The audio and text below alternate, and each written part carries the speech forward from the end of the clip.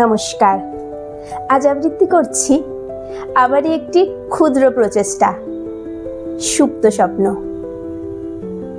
ওই যে খালি পড়ে থাকা চেয়ারটা, হ্যাঁ ওই চেয়ারটার কথাই বলছি।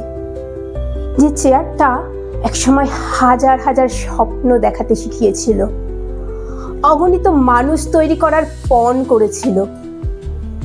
তোমরা বলবে খালি তো নয়, না ওটা খালি।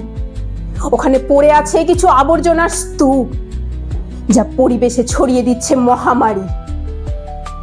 তখন আমি ক্লাস 9, শিক্ষিকার অবর্তমানে বসেছিলাম ওই চেয়ারটাতে। ভীষণ লোভ ছিল চেয়ারটার প্রতি। মনিটর আমার নামে কমপ্লেন করেছিল নন্দিতাদির কাছে। দিদি হেসে বলেছিলেন, মন দিয়ে পড়াশোনা করো, একদিন এই চেয়ারটাই তোমার হবে। সেদিন থেকে স্বপ্ন দেখার শুরু। গুটিয়ে গুটি পায়ে এগোতে লাগলাম স্বপ্ন পূরণের লক্ষ্যে। তারপর হঠাৎ এলো এক বিরাট রকমের পরিবর্তন। হ্যাঁ, প্রতিটা মানুষও এটাই চেয়েছিল।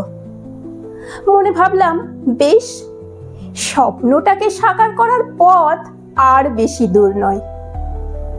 তারপর সমস্ত কিছুর মূল্য বদলে গেল। চেয়ারটার দাম হলো আকাশ ছোঁয়া। সাধারণ মধ্যবিত্ত ঘরের মেয়ে আমি।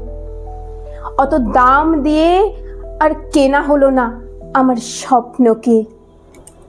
নমস্কার।